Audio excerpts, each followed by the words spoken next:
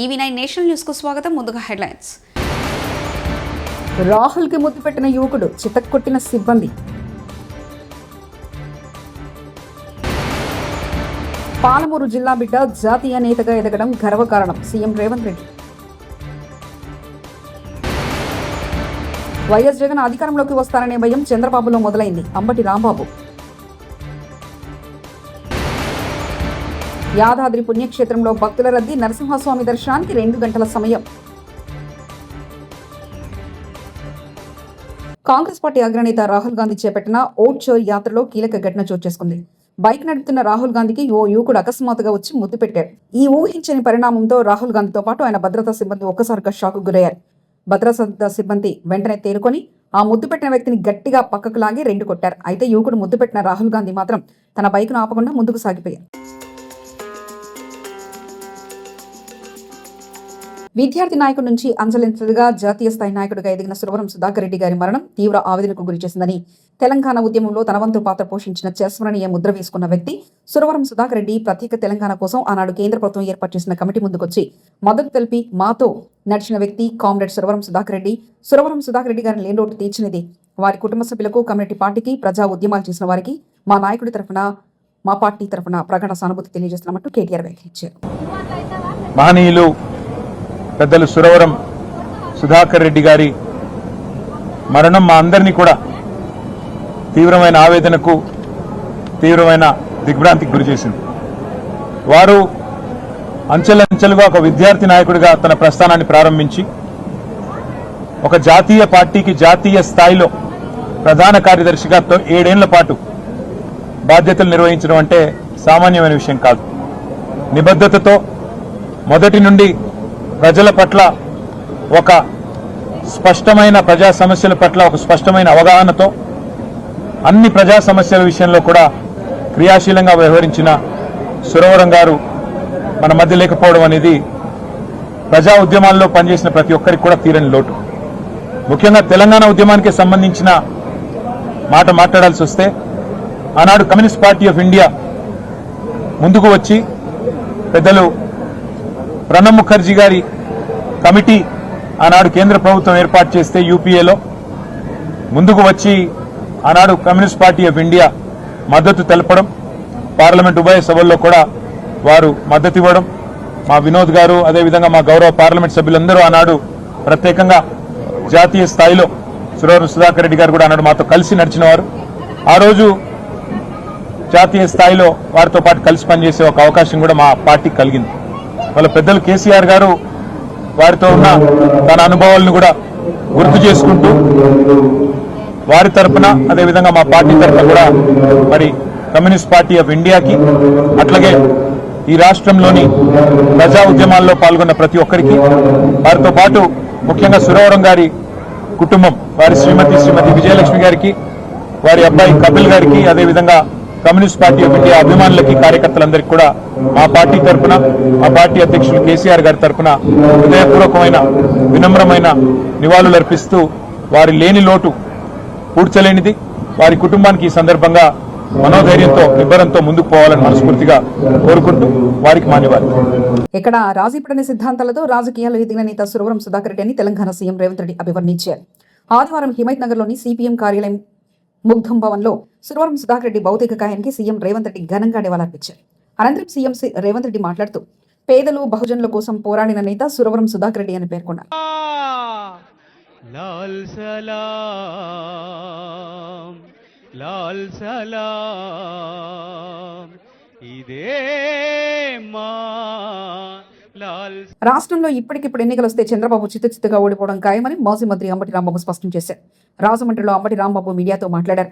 Super హామీలతో చంద్రబాబు ప్రజల్ని మోసం చేశారని, చంద్రబాబు ఎన్నికల్లో ఇచ్చిన హామీలు ఎన్ని, నెరవేర్చినవి ఎన్ని, వైఎస్ఆర్సీపీ అధికారంలో వస్తుందని, 14 నెలలకే వైఎస్ జగన్ అధికారంలోకి వస్తున్నారని చంద్రబాబు భయపడుతున్నారు. చంద్రబాబు పెద్దాపురం స్పీచ్ ఇదే కనిపించింది. చంద్రబాబులో భయం మొదలైంది.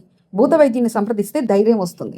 ముఖ్యమంత్రి అయినప్పటి నుంచి కూడా 14 సంవత్సరాలు అంతకుముందు అయినప్పుడు కూడా చెబుతూ వచ్చాడు, ఏంటది చెత్త నుంచి సంపద అని. కొత్తగా పెట్టింది ఏం కాదు. ఇది ప్రపంచవ్యాప్తంగా, దేశవ్యాప్తంగా వేస్ట్ నుంచి ఎనర్జీ తయారు చేసేటటువంటి ప్రక్రియ జరుగుతూ ఉంది. దేశవ్యాప్తంగా, ప్రపంచవ్యాప్తంగా జరుగుతూ ఉంది. దాన్ని ఈయనే కనిపెట్టినట్టు చెప్తాడు ఒకటి. రెండో అంశం ఏంటంటే స్వచ్ఛాంధ్ర, దీంతో పాటు యుద్ధం అంట, దోమల మీద యుద్ధం అంట. నా చిన్నప్పుడు కూడా చెప్పాడు, దోమల మీద యుద్ధం అని కత్తి పెట్టేశారు ఒకసారి పెద్ద వాల్ పోస్టర్. దోమల నిర్మూలన కార్యక్రమం, ఇది సింపుల్ దోమల నిర్మూలన కార్యక్రమం. దానికి యుద్ధం ఏంటి? అవి మన మనతో యుద్ధం చేస్తాయా? దోమలు మందు కొట్టి చంపేటటువంటిది కూడా ఒక పెద్ద ప్రక్రియలాగా ప్రభుత్వం దాని మీద ఏదో గొప్పగా యుద్ధం చేస్తుందనేటువంటి మాటలు మాట్లాడి మభ్యపెట్టేటటువంటి కార్యక్రమం చంద్రబాబు నాయుడు గారు నిండా పెద్దాపురం వేదికగా చెప్పేటటువంటి ప్రయత్నం చేశారు.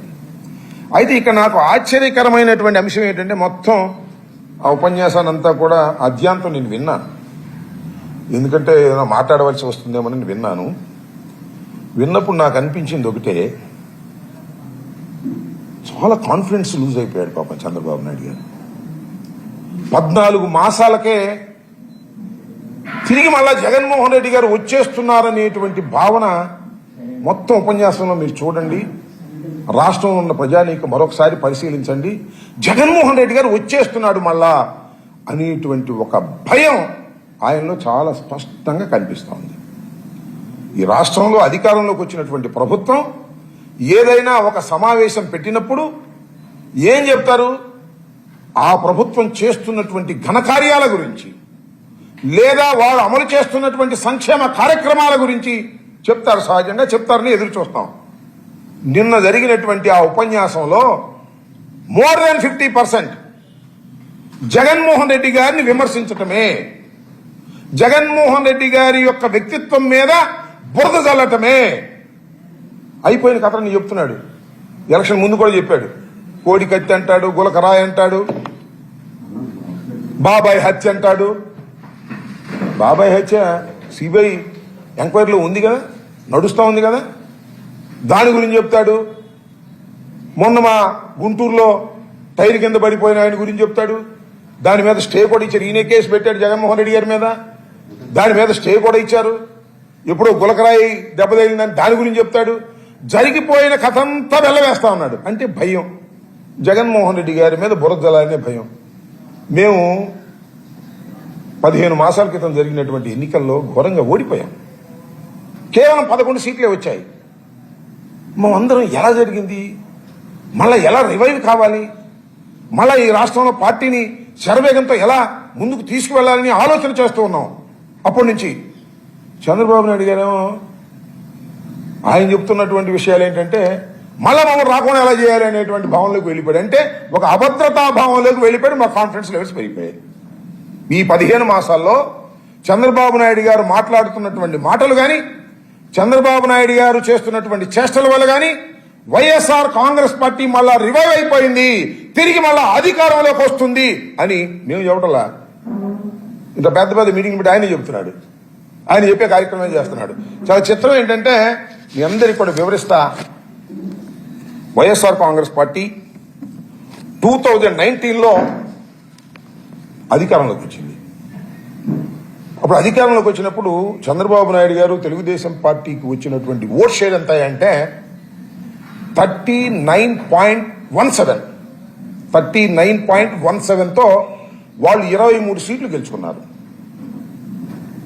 మొన్న 19లో జగన్మోహన్ రెడ్డి గారు ముఖ్యమంత్రి అయినటువంటి సందర్భంలో, మొన్న జరిగిన ఎన్నికల్లో ఆ లెక్క కూడా చెప్తా, 39.137. అప్పుడు 17, ఇప్పుడు 37.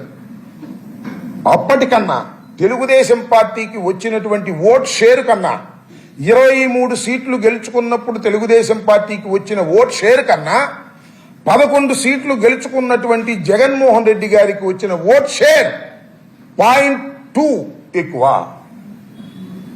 ఇది మీరు గమనించాలి. ఇది చంద్రబాబు బాగా తెలుసు. ఎందుకంటే 0.2 తక్కువ వచ్చిన మనమే మళ్ళా రివైవ్ అయ్యి ఈ రాష్ట్రంలో అధికారంలోకి వచ్చాం థంపింగ్ మెజార్టీతో. జగన్ నిజామాబాద్ జిల్లా శ్రీరామ్ సాగర్ ప్రాజెక్టు వద్ద గోదావరి పరవళ్లు పర్యటనకు ఆకట్టుకుంది. ఎగువ ప్రాంతాల నుంచి జలాశయానికి క్రమంగా వరద తగ్గుతుంది. దీంతో అధికారులు 8 గేట్లను పైకెత్తి 24,460 క్యూసెక్ల నీటిని దిగువకు విడుదల చేస్తున్నారు. ప్రస్తుతం ప్రాజెక్టుకు ఇన్ఫ్లో 70,000 క్యూసెక్లు కాగా కాకతీయ కాల్వ ద్వారా 3,500, ఎస్కేప్ గేట్ల ద్వారా 4,500, ఇదిరమ్మ కాల్వ ద్వారా 20,000 క్యూసెక్ల నీటిని విడుదల చేస్తున్నారు. జలాశయం పూర్తి స్థాయి నీటి మట్టం 1,091 అడుగులు కాగా ప్రస్తుతం 1,090.9 అడుగులుగా నమోదైంది.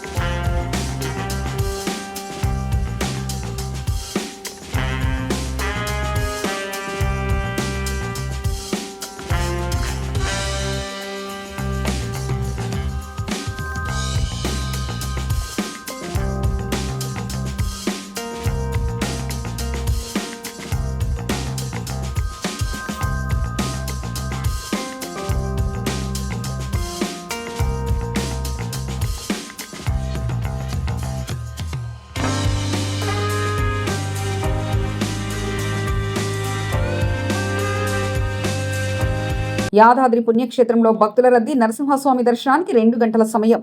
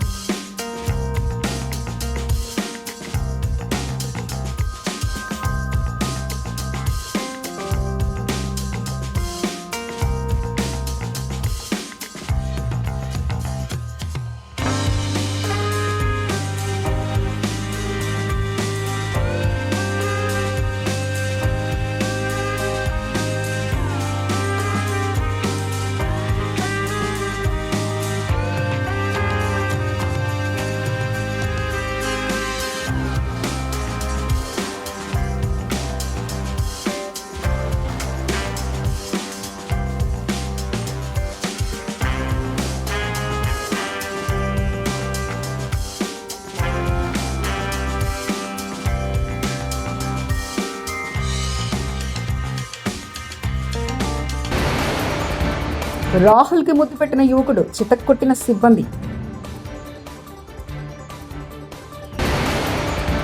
పాలమూరు జిల్లా బిడ్డ జాతీయ నేతగా ఎదగడం గర్వకారణం సీఎం రేవంత్ రెడ్డి. వైఎస్ జగన్ అధికారంలోకి వస్తారనే భయం చంద్రబాబులో మొదలైంది అంబటి రాంబాబు. యాదాద్రి పుణ్యక్షేత్రంలో భక్తుల రద్దీ, నరసింహస్వామి దర్శనానికి 2 గంటల సమయం. ఇవి బులెటిన్ విశేషాలు. చూస్తూనే ఉండండి EV9 నేషనల్ న్యూస్.